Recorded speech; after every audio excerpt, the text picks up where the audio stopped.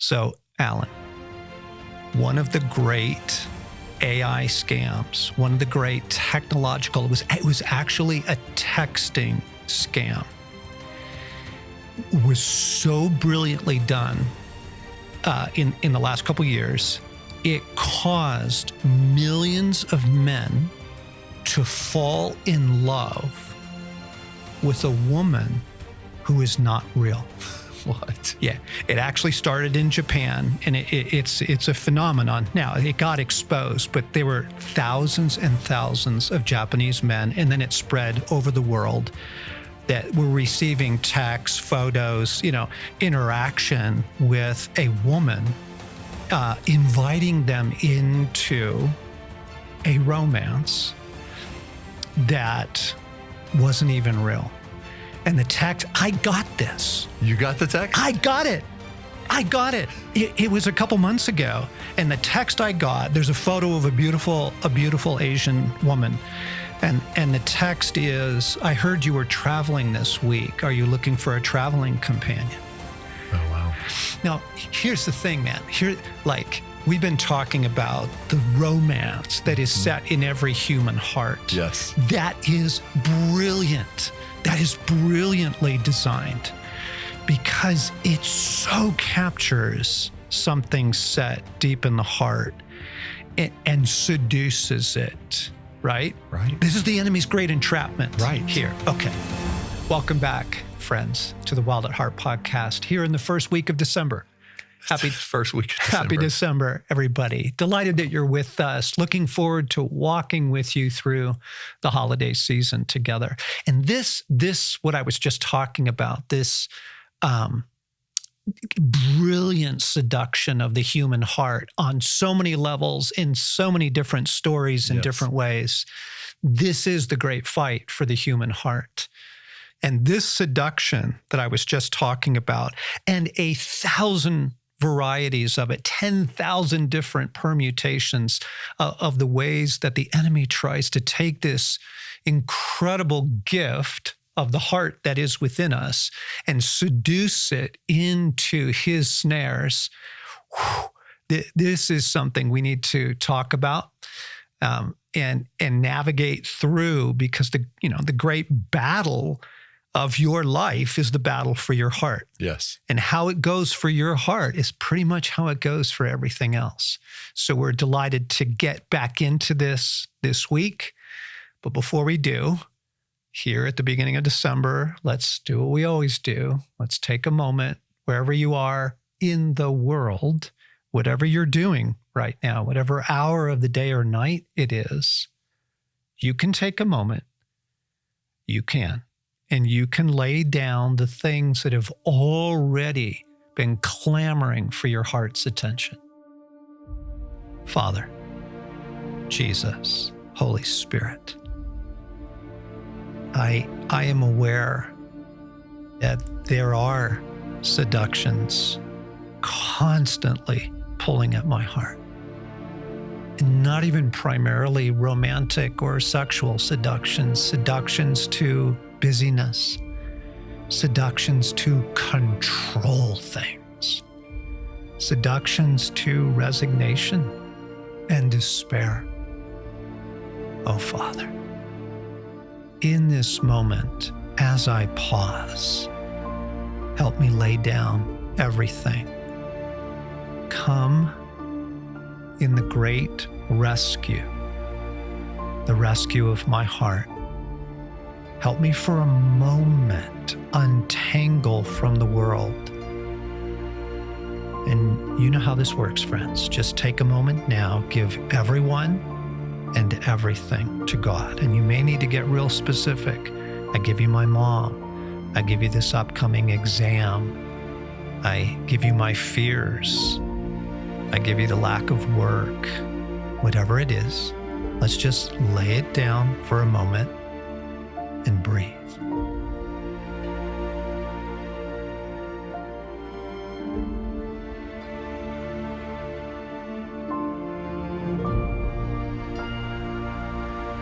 Sometimes you might need to hit the pause button and actually take a few more minutes to do that.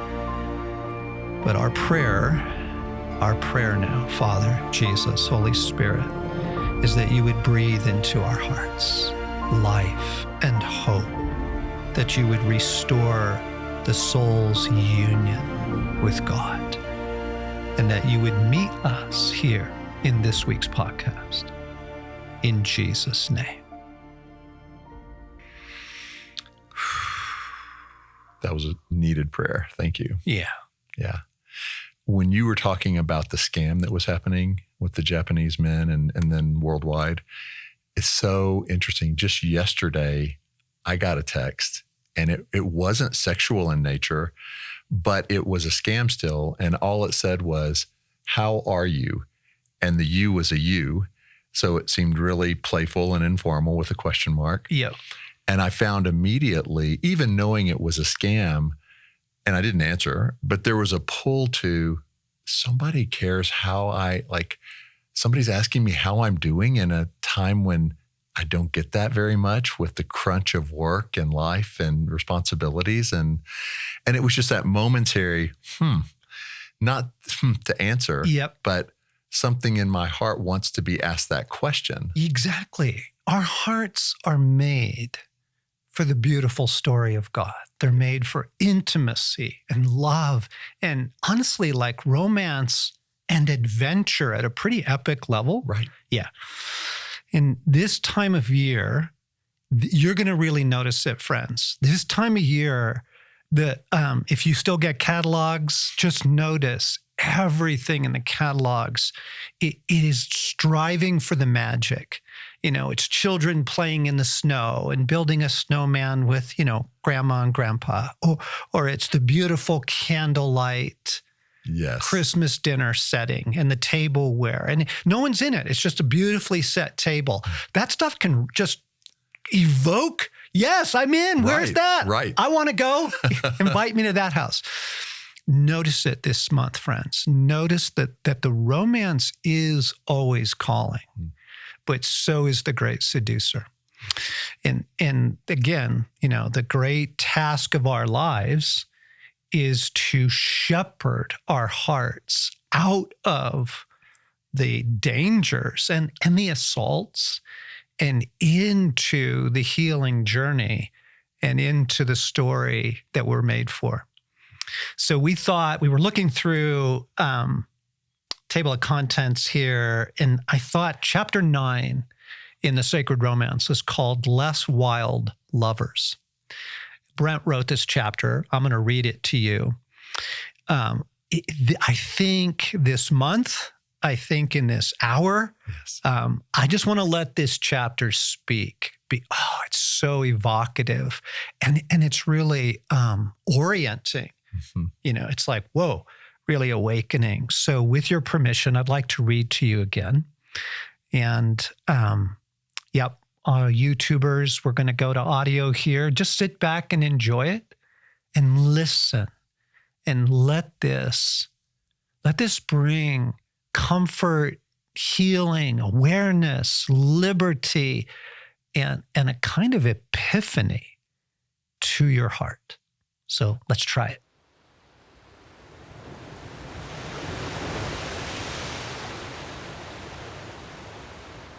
Chapter 9, Less Wild Lovers. It is the nature of desire not to be satisfied, and most human beings live only for the gratification of it. Aristotle. In the time of our innocence, we trusted in good because we had not yet known evil. On this side of Eden, in our own experience of the fall, whatever our own arrows have been, and however the adversary has woven them together into our particular message of the arrows, it appears that we are left to find our way to trust in good, having stared evil in the face. Most of us remember the time of our innocence as a haunting. Brent, writing here, I mean innocence not as being sinless, but as that time before our experience with the arrows crystallized into a way of handling life, which is the false self. The haunting calls to us unexpectedly. in the melody and words of certain songs that have become our life music, the crooked smile of a friend, the laughter of our children or their tears, the calling to mind of a mischievous face that still believed in joy, the smell of a perfume, the reading of a poem, or the hearing of a story. However the haunting comes, it often brings with it a bittersweet poignancy of ache, the sense that we stood at a crossroads somewhere in the past and chose a turning that left some shining part of ourselves, perhaps the best part, behind. Left it behind with the passion of youthful love, or the calling of a heart vocation, or simply in the sigh of coming to terms with the mundane requirements of life. Whenever I hear the old Frankie Avalon song, Venus, I see the blue eyes and dark hair of my first adolescent love, Kathleen. And I can feel the familiar haunting seize my heart with palpable waves of longing and regret. We stood under the mistletoe together, and I was afraid to kiss her. Even though our family moved to another state not long after, I thought for a long time it was that lost kiss that brought about the loss of the sacred romance. Romance that at 16 is so embodied in first love. I felt there was something I could have done to hold on to the sacred romance by holding on to Kathleen. And each of us has points of contact where the transcendence of the romance has seared our heart in the fragrance of lovers or geographies and times. They are captured there and return to haunt us with their loss whenever we return or are returned to their heart locale. At the end of the movie, a river runs through it. The author, Norman MacLean, stands as an old man in the Montana River that defined the life of his family, now all gone. He casts for rising trout and something else.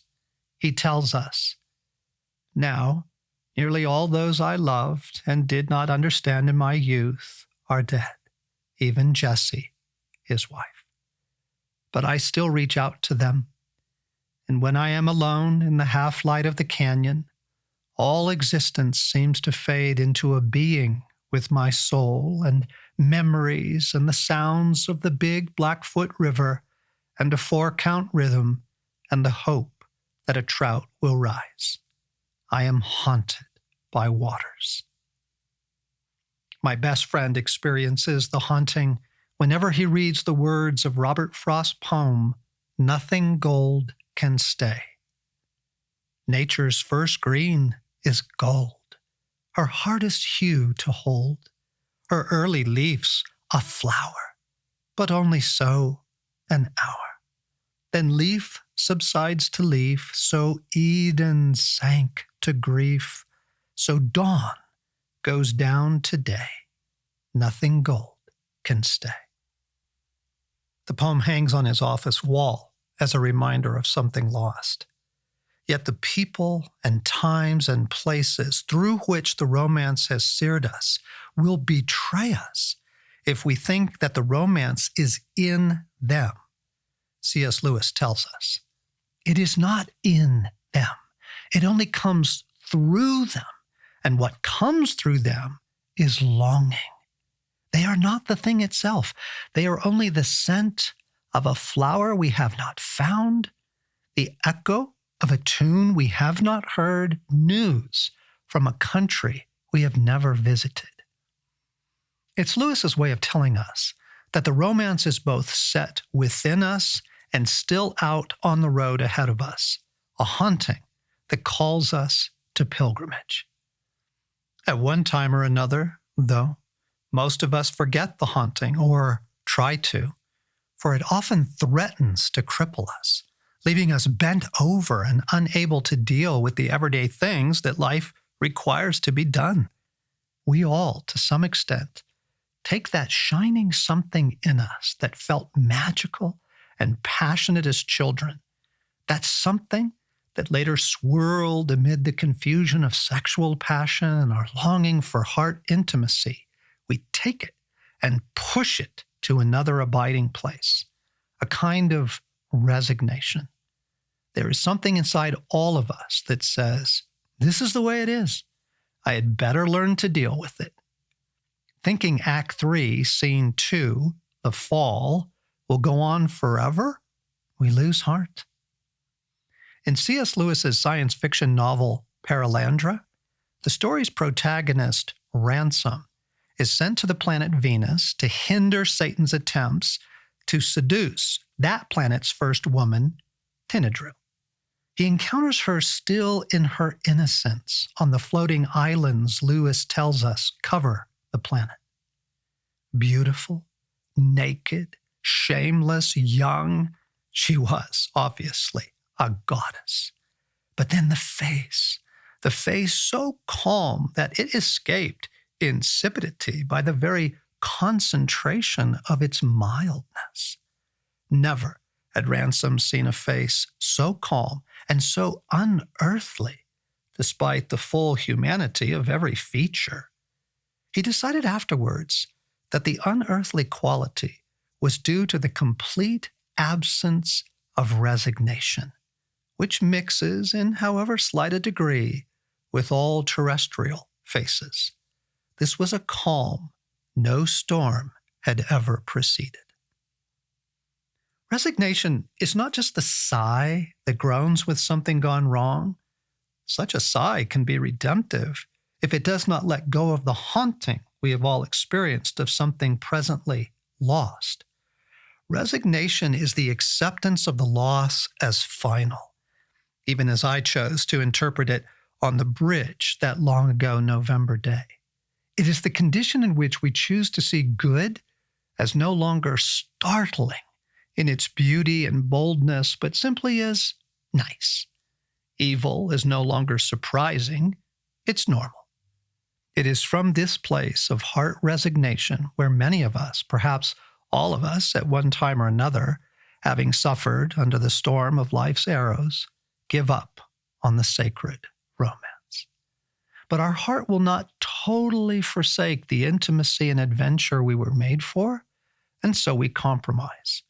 We both become and take to ourselves lovers that are less dangerous in their passion for life and the possible pain that comes with it. In short, lovers that are less wild. Those of us who have been drawn to understand that God is our Father through conversion in Christ recapture the romance again for a while. We find ourselves again in the throes of first love. The romance we thought we had left behind once more appears out on the road ahead of us as a possible destination. God is in his heaven, and all seems right in the universe. But this side of Eden, even relationship with God, brings us to a place where a deeper work in our heart is called for if we are to be able to continue our spiritual journey. It is in this desert experience of the heart where we are stripped of the protective clothing of the roles we have played in our smaller stories, that the message of the arrows reasserts itself. Healing, repentance, and faith are called for in ways we have not known previously.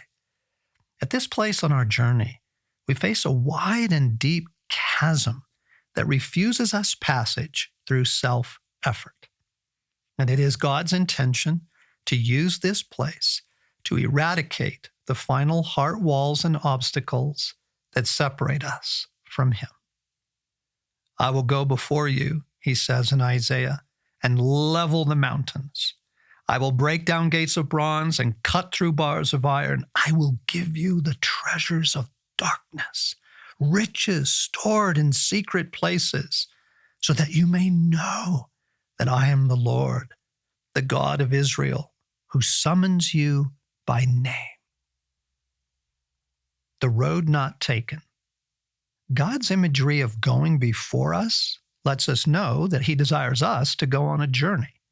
This is not so frightening. Most of us are aware that the Christian life requires a pilgrimage of some sort. We know we are sojourners. What we have sometimes not given much thought to is what kind of a journey we are to be taking. The line separating good and evil passes not through states, not between political parties either, but right through every human heart, said Alexander Solzhenitsyn in the Gulag Archipelago. Not realizing it is a journey of the heart that is called for, we make a crucial mistake. We come to a place in our spiritual life where we hear God calling us. We know He is calling us to give up the less wild lovers that have become so much a part of our identity, embrace our nakedness, and trust in His goodness. As we stand at this intersection of God's calling, we look down two highways that appear to travel in very different directions. The first highway quickly takes a turn and disappears from our view. We cannot see clearly where it leads, but there are ominous clouds in the near distance. It is hard to say if they hold rain, snow, or hail, or are still in the process of fermenting whatever soul weather they intend to unleash upon us. Standing still long enough to look down this road makes us aware of an anxiety inside, an anxiety that threatens to crystallize into unhealed pain and forgotten disappointment. We check our satchel and find no up-to-date roadmap, but only the torn and smudged parchment containing the scribbled anecdotes and travelers' warnings by a few who have traveled the way of the heart before us. They encourage us to follow them, but their rambling journals give no real answers to our queries on how to navigate the highway. Each heart has its own turns and necessary overnights, they say. Only God knows where your road leads, but come ahead. The journey is purifying, and the destination is good. Faced with such mystery and irritating vagueness, we cast our glance down the other highway. It runs straight as far as we can see, with the first night's lodging visible in the appropriate distance. Each mile is carefully marked with signs that promise success on the leg of the journey immediately ahead if their directions are carefully followed. The crisp map we take from our satchel assures us that heart baggage is not needed on this journey and would only be in the way.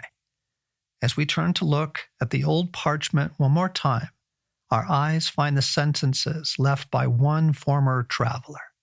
Don't be afraid of embracing the disappointment you feel, old or new. Don't be scared of the unreasonable joy either.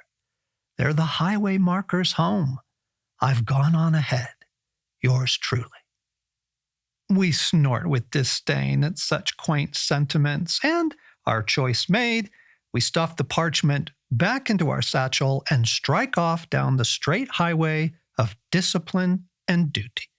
All goes well for a while, sometimes for years, until we begin to realize that we're not really feeling much anymore. We find ourselves struggling to weep with those who weep, or even rejoice with those who rejoice. Mostly, we don't bother looking people in the eye. They may want to engage us, and nothing much inside feels very engaged. Our passions begin to show up in inappropriate fantasies and longings interspersed with depression, anxieties, and anger we thought we had left behind. With a start, we realize our heart has stolen away in the baggage. It is taking the journey with us, but under protest. We redouble our efforts at discipline to get it to knuckle under, but it refuses. Some of us finally kill it well enough that it no longer speaks as long as we're occupied. Any quasi-redemptive busyness will do. We look as if we're still believing. Others of us decide the deadness is too high a price to pay and agree to let our heart have a secret life on the side. Two roads diverged in a yellow wood, wrote Robert Frost in perhaps his most well-known poem, The Road Not Taken. And sorry I could not travel both and be one traveler. Long I stood and looked down one as long as I could to where it bent in the undergrowth. Ironically, having ignored the road that bent in the undergrowth and taken the more traveled highway of discipline and duty, we find ourselves at the same place of heart resignation we left so many years ago before we were Christians. We arrive at the Vanity Fair that John Bunyan describes in The Pilgrim's Progress. It is a familiar city, populated with many of the companions we had hoped to leave behind. Deadness of spirit, lack of loving kindness, lust, pride, anger, and others. Nonetheless, having been out on the Christian journey for a number of years by now, we assume that this is as close to the celestial city as we're ever going to get. We set up housekeeping and entertain ourselves as well as possible at the booths in the fair that sell a variety of soul curiosities, games, and anesthetics. The curiosities sold at the fair are endless in their diversity, many of them good in and of themselves: Bible study, community service, religious seminars, hobbies we try to convince ourselves are eternally transcendent, like, wow, I can't wait to ski deep powder, service to our church, going out to dinner. But we find ourselves doing them more and more to quiet the heart voice that tells us we have given up what is most important to us. Life in Vanity Fair. Not even the most concrete of us live in a totally black and white world. But even so, we tend to fall into two groups when it comes to taking up housekeeping with these less wild lovers. Lovers who promise to deliver us from the haunting of the sacred romance God has placed in our heart. Those of us in the first group choose anesthesia of the heart through some form of competence or order.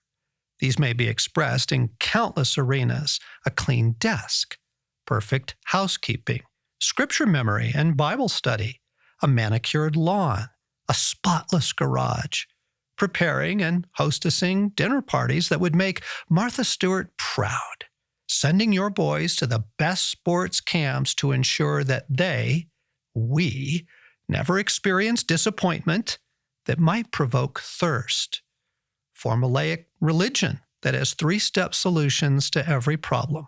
The list is endless. We don't stop to consider that the curse God announced to Adam and Eve dictates that we will never be under control. Either in our vocations, we will not defeat the thorns and thistles of life, nor in our relationships. Eve would desire to control Adam, but would fail. God's intentions here strike us as strange, if not sadistic, until we remember that Satan's offer to Eve was that she could bring about her own redemption through knowing good and evil. If we were to try to picture the one who anesthetizes her heart to control life's arrows as a wife, we would see a soul occupied by a seemingly redemptive busyness, involvement with her household and community that is productive and worthwhile. When her husband comes home from work, she is satisfied with a peck on the cheek and a few pleasant words about the day. She doesn't mind lovemaking if it's not too spontaneous, but she rarely, if ever, pursues it. An evening of television or a good book would do just as well. Like Cinderella, she often settles into the lesser role of maid and housekeeper rather than risk rejection by wanting romance. Her husband will feel guilty, even accused, for wanting anything more with her. If he expresses his sadness over something lost in their love affair, she chides him for his melancholy spirit. Sadness on this order, sadness about something they once had together but had lost, is what God was so often expressing to Israel and to us through the prophets. He was continually trying to invite her into a lover's quarrel, while she kept hearing his words on the level of an attack on how well she was performing her duties. The heart sentences of one who has taken on some form of anesthesia to tame her own heart, as well as the heart of anyone who would want a romance with her, sounds something like this. My heart is not available for any love affair that requires engagement. I live only to avoid the surprises that the wildness of your desire or mine might bring. And if you were smart, you would do the same. And underneath those brusque sentences is a person's story.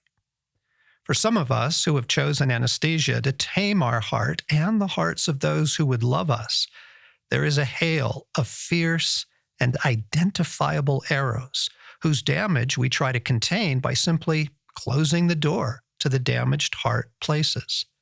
For others of us, it was perhaps living in an atmosphere too fragile to bear the weight of our unedited souls. We grew up with a certain civility, under which was an unadmitted demand that things be good. We learned that nothing considered not nice could be entered into without our world being in danger of shattering. Those around us let us know in no uncertain terms they needed us to be less wild lovers. Sometimes whole cultures put this demand on us. Rosemary Danielle, in her book Fatal Flowers, describes how the Southern culture she grew up in demanded that she literally divide her soul in two to be acceptable. A helpless Southern belle who was non-threatening to men and Southern society, and a competent, independent career woman who could make up any family deficiency. Our adversary also seduces us to abide in certain emotions that act as less wild lovers, particularly shame, fear, lust, anger, and false guilt. They are emotions that, quote, protect us from the more dangerous feelings of grief, abandonment, disappointment, loneliness, and even joy and longing that threaten to roam free in the wilder environs of the heart. These are feelings that frighten us, sometimes even long years into our Christian journey. As I, and it's Brent who's writing here, write this chapter, Jenny and I are walking through a time in our marriage where we are trying to allow some of the sadness we both feel due to years of misconnection and detachment in a certain area of our relationship to be felt and expressed. Over the years, we have kept the feelings at bay with a bantering anger out of fear of where they might lead us. Divorce, if we admitted them. Having allowed ourselves to mourn, we both feel that there is a greater possibility of deeper romance in the years ahead. I said there are roughly two ways to handle the wildness of life and of God. The second group hang out in the emotional nightclubs of Vanity Fair, choosing a different kind of control, indulgence. We put our hope in meeting a lover who will give us some form of immediate gratification, some taste of transcendence that will place a drop of water on our parched tongue. This taste of transcendence, coming as it does from a non-transcendent source, whether it be an affair, a drug, an obsession with sports, pornography, or living off of our giftedness, has the same effect on our souls as crack cocaine, because the gratification touches us in that heart place made for transcendent communion. Without itself being transcendent, it attaches itself to our desire with chains that render us captive. A few years ago, I was counseling with a Christian man just ending a year-long affair. He was married to an attractive and energetic woman who was also a believer, and he knew that he really loved her. He also began to understand that whatever it was that attracted him to the affair, it was not the woman herself, but something she represented. As we talked of making his break with her final, he wept with grief. immersed in the fear that some shining, more innocent part of himself would be left behind with the affair, left behind and perhaps lost forever. And this is the power of addiction. Whatever the object of our addiction is, it attaches itself to our intense desire for eternal and intimate communion with God and each other in the midst of paradise, the desire that Jesus himself placed in us before the beginning of the world. Nothing less than this kind of unfallen communion will ever satisfy our desire or allow it to drink freely without imprisoning it and us. Once we allow our heart to drink water from these less than eternal wells with the goal of finding the life we were made for, it overpowers our will and becomes, as Jonathan Edwards said, like a viper hissing and spitting at God and us if we try to restrain it. Nothing is less in power than the heart, and far from commanding, we are forced to obey it, said Jean Rousseau. Our heart will carry us either to God or to addiction. Addiction is the most powerful psychic enemy of humanity's desire for God, says Gerald May in his book, Addiction and Grace, which is no doubt why it is one of our adversaries' favorite ways to imprison us. Once taken captive, trying to free ourselves through willpower is futile. Only God's Spirit himself can free us or even bring us to our senses.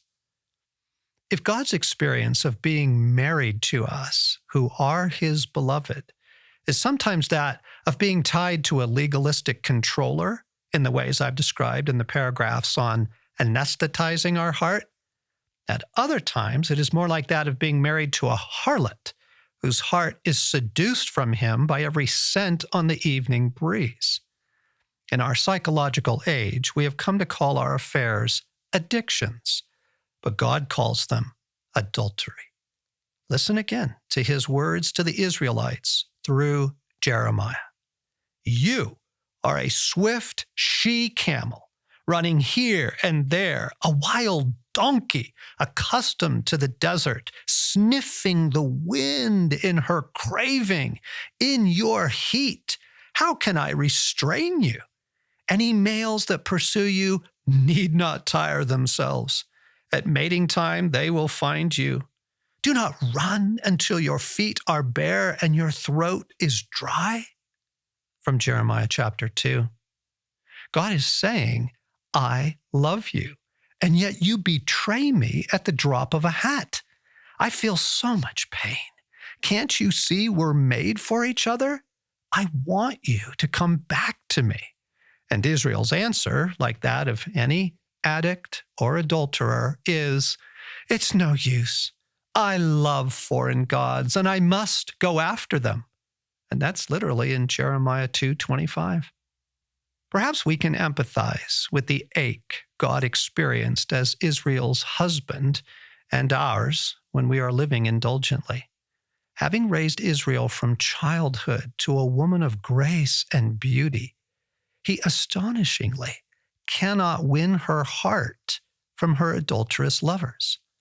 The living God of the universe cannot win the only one he loves, not due to any lack on his part, but because her heart is captured by her addictions, which is to say, her adulterous lovers. Many of us have had the experience of not being able to bridge the distance between ourselves and others, whether they be parents, friends, or lovers. Whether the distance is caused by unhealed wounds or willful sin in our lover's heart or our own, we experience their rejection as our not being enough to win them. Unlike God, we begin to think of ourselves as the problem. Whereas God became even more wild in his love for us by sending Jesus to die for our freedom, most of us choose to both become and take on lovers that are less wild. We give up desiring to be in a relationship of heroic proportions where we risk rejection and settle for being heroes and heroines in the smaller stories, where we have learned we can turn someone on through our usefulness, cleverness, or beauty, or at least turn ourselves on with a momentary taste of transcendence. The list of our adulterous indulgences is endless. There's the exotic dancer, the religious fanatic, the alcoholic, the adrenaline freak, the prostitute with a man, the man with a prostitute, the eloquent pastor who seduces with his words, and the woman who seduces with her body. There is the indulgent lover who never really indulges physically, but spends his life in a kind of whimsy about what is lost. What these indulgent lovers have in common is the pursuit of transcendence through some gratification that is under their control. In the religions of the Fertile Crescent, access to God, transcendence, was attempted through sexual intercourse with temple prostitutes. Perhaps, as we indulge our addictions, we are doing no less than prostituting ourselves and others in this very same way. At first glance, those of us who live by indulgence, illicit affairs of the heart, appear to have a certain passion that is superior to those who live by anesthesia. But it is a passion that must be fed by the worship or use of the other. And so it is a passion that does not leave us free to love. Indulgence leaves us empty and primed for the next round of thirst quenching in an endless cycle that Solomon described as vanity of vanities.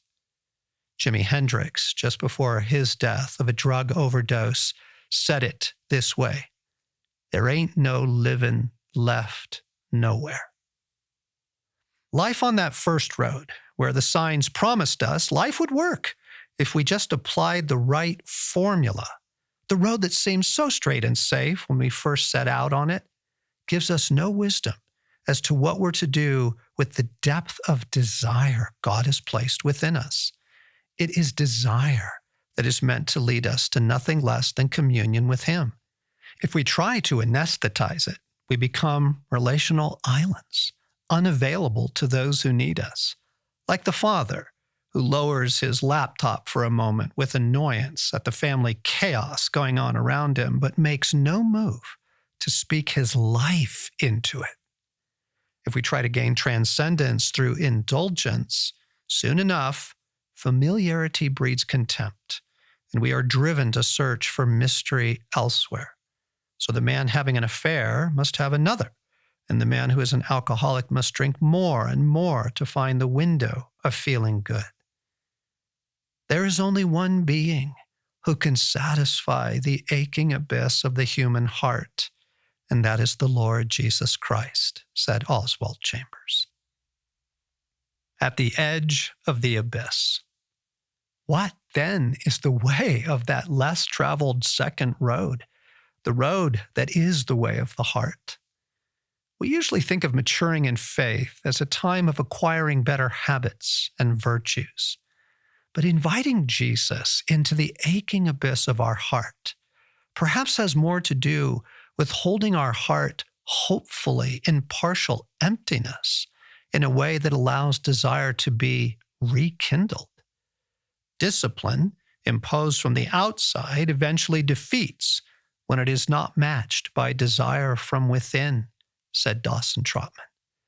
There comes a place on our spiritual journey where renewed religious activity is of no use whatsoever. It is the place where God holds out His hand and asks us to give up our lovers and come and live with Him in a much more personal way. It is the place of relational intimacy that Satan lured Adam and Eve away from so long ago in the Garden of Eden. We are both drawn to it and fear it. Part of us would rather return to service or Bible study or even church attendance, anything that would save us from the unknowns of walking with God. We are partly convinced our life is elsewhere, and we are deceived.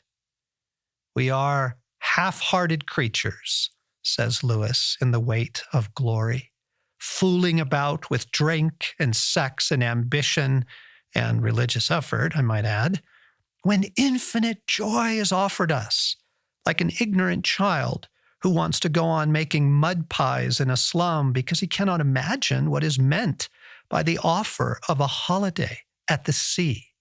We are far too easily pleased, wrote Lewis.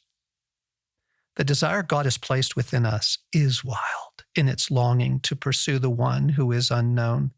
Its capacity and drive is so powerful that it can only be captured momentarily in moments of deep soul communion or sexual ecstasy. And when the moment has passed, we can only hold it as an ache, a haunting of quicksilver that flashes a remembrance of innocence known and lost, and, if we have begun to pass into the life of the beloved, a hope of ecstasies yet to come. At some point on our Christian journey, we all stand at the edge of those geographies where our heart has been satisfied by less wild lovers, whether they be competence and order or indulgence. If we listen to our heart again, perhaps for the first time in a while, it tells us how weary it is of the familiar and the indulgent. We find ourselves once again at the intersection with the road that is the way of the heart. We look down it once more and see what appears to be a looming abyss between the lovers we have known and the mysterious call of Christ, which we now realize is coming from the other side. Jesus appears to be holding out his hand to us even as he calls us. He tells us that he will provide a bridge over the chasm if we will abide in him. We hear his words, but such language is strange to us. We pull back. Many of us return to Vanity Fair and mortgage our heart to purchase more of what is religiously or materially familiar. A few of us arouse our spirit and take a step toward the chasm. We dig into our satchel and pull out the old and torn parchment of roadmap and journal entries left by those who have traveled the way of the heart before us, the ones we had treated with such disdain. This time, the words intrigue us. We realize they are telling us something about our heart that is true. One of them writes, "'Tis hard for us to rouse our spirits up. It is the human creative agony. Though but to hold the heart an empty cup, or tighten on the team the rigid rein, many will rather lie among the slain than creep through narrow ways the light to gain, than wake the will and be born bitterly." That's George MacDonald in Diary of an Old Soul. Yet, holding our heart an empty cup and tightening on the team the rigid rein is language we are not familiar with. Our lovers have so intertwined themselves with our identity that to give them up feels like personal death. Indeed, they have kept us from knowing the emptiness of our heart's cup. We wonder if it is possible to survive without them. We look once more at the journal to see if this sojourner ahead of us can offer any encouragement. He writes, "But we who would be born again indeed must wake our souls unnumbered times a day and urge ourselves to life with holy greed. Now open our bosoms to the wind's free play, and now, with patience forceful, hard, lie still, submiss and ready to the making will, athirst and empty for God's breath to fill." We are surprised and somewhat anxious at his words. We had expected him to give us religious instruction. Instead, he commands us to thirst, to open the windows of our heart to the wind's free play. What does this look like, we ask? The answer is somewhat surprising answers one who is standing at the chasm with us. It is surprising because it happens in the context of everyday relationships and vocation. She tells us a story of how her own less wild lover held her prisoner one day. She is a counselor, she says. Not long ago, 2 of her clients expressed their thankfulness for her help, saying she had done more for them in 2 sessions than previous counselors had done in months. Strangely, she found herself angry with them, admonishing them not to expect her to do what they must do for themselves. As she reflected on her surprising anger, it became clear to her that she did not yet totally trust that she could live in freedom as a woman who was truly enjoyable. When her clients complimented her, her old, less wild lover of living by competence shouted at her that she had better keep coming across with counseling insights or her clients would no longer value her. It was how she had survived as a child, and for a moment she forgot the hope that God has placed something in her that is truly enjoyable, separate from her competence. As she finishes her story, we puzzle over the truth that setting her heart free depends so deeply on trusting in her own beauty, on hoping in what is wildly good. We remember that the last line of the inscription on the gates of hell in Dante's Inferno reads, "Abandon all hope, ye who enter here." We pull out another of the old journals and read the Apostle Peter's warning that our adversary is constantly at work, the lion seeking to devour us, to convince us that there is nothing wildly good, either in us, in God, or in his plans for the future of our love affair. There is no such thing as true goodness, our adversary roars, and if there is, it's deadly dull. We wonder if it is our enemy who has convinced us that good is synonymous with nice, the way we would be required to behave in Aunt Susie's parlor on a warm summer afternoon when we would rather be swinging from a rope over the swimming hole. It strikes us that to hope in the kind of goodness that would set our heart free, we must be willing to allow our desire to remain haunted. This side of the fall, true goodness comes by surprise, the old writings tell us, enthralling us for a moment in heaven's time. They warn us it cannot be held. Something inside knows they are right, that if we could do so, we would set up temples to worship it, and the sacred romance would become prostitution. We understand that we must allow our desire to haunt us like Indian summer, where the last lavish banquet of golds and yellows and reds stirs our deepest joy and sadness, even as they promise us they will return in the fragrance of spring. Intrigued by these things and feeling the wind's free play on our face in a way we have almost forgotten, we seriously consider stepping out down the road we have so long feared and avoided. Just then, our old lovers reach out for us with a vengeance.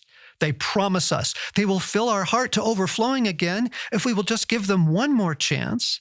They even promise to become more religious if that will help.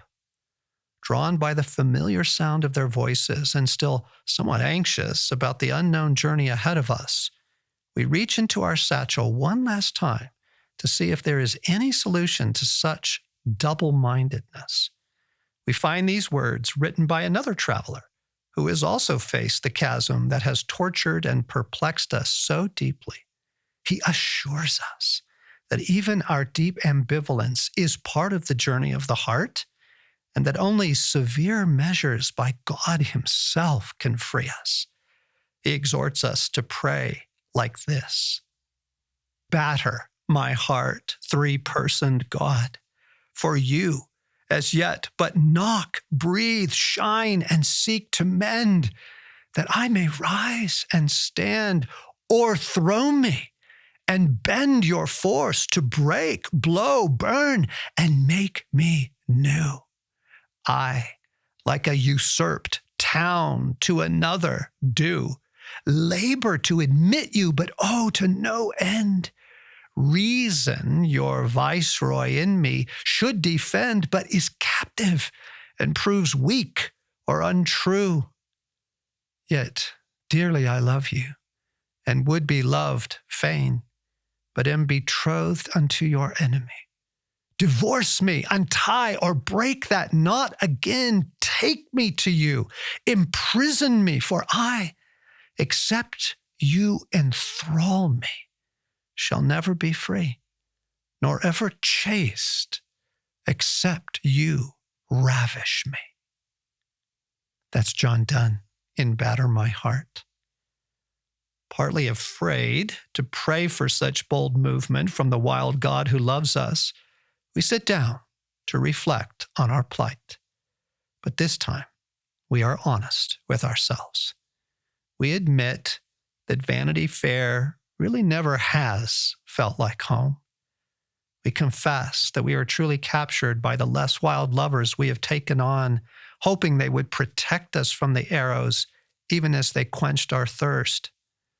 And we cannot deny, like it or not, that our lives have always been entwined with characters in the sacred romance. We have lived under the hail of life's arrows, some dragon-like in their ferocity, others the everyday nits, small but continually troublesome. The sacred romance has touched us for a moment, but then is gone. It strikes us that we have nothing to lose. We get up and grip our satchel for the unknown journey ahead of us. Something makes us search in it for an old scrap of paper. The words scrawled on it always bothered us when we came across them back in Vanity Fair. Now we read them for assurance.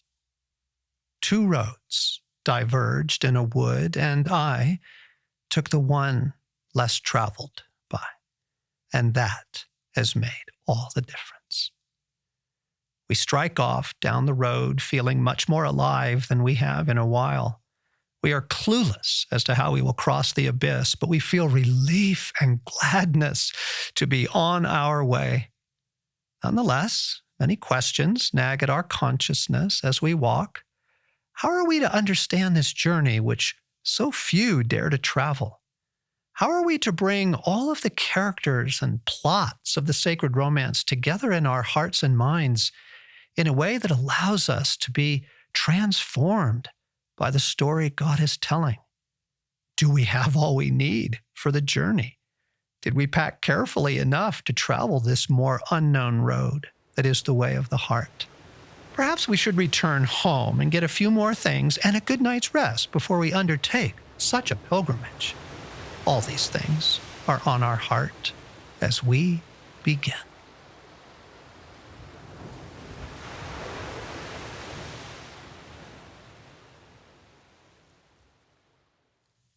Two roads diverged in a wood, and I took the one less traveled by, and that has made all the difference. It does make all the difference.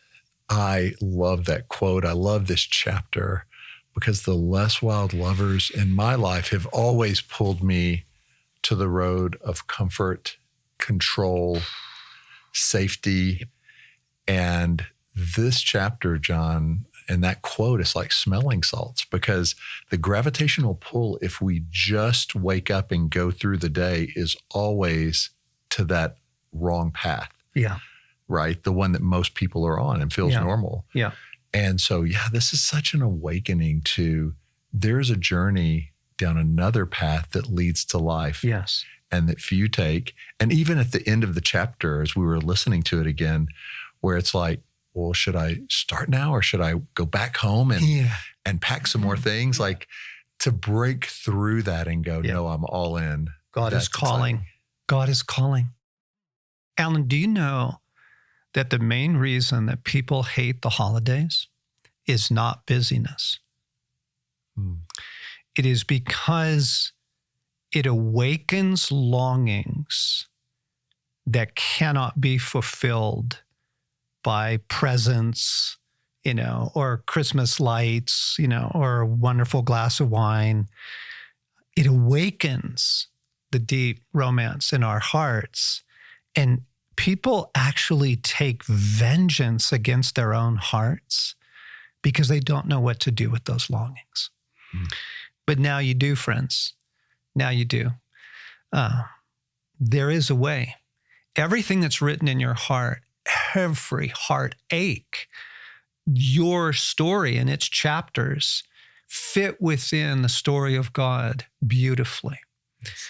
And so we brought the Sacred Romance back out for two things: for a reminder to all of you for whom this was beloved and got you going on the journey, and for the majority of you, perhaps 50% of you, that didn't even know this existed or thought it was a marriage book or something like that. This is really going to help. It's really going to help. So we were thinking about Christmas time. Yeah. I mean, for your heart, get it. Yeah. But get it for the hearts of your sons and daughters and your mom and dad and your friends. Like, take a journey with those who are in your small group, if you have one, through this book. It's revolutionary and is so needed in this moment. There are young people who are on a journey of the heart they don't know what to make sense with. And they're asking deep questions, either about an existing faith that they were given as a child, but now wrestling with as a young adult, or a faith they don't yet have. Like last week, I gave this to 3 young adults, all of whom were asking questions, all of whom just feel ripe for this moment. So this concludes our series on the Sacred Romance. And we're going to pick up next week with some new things, but we wanted to invite you into it or back into it. Yes. This has been so good for my own soul. It's almost like regrounding and reorienting. So I've loved it. Hope you have too.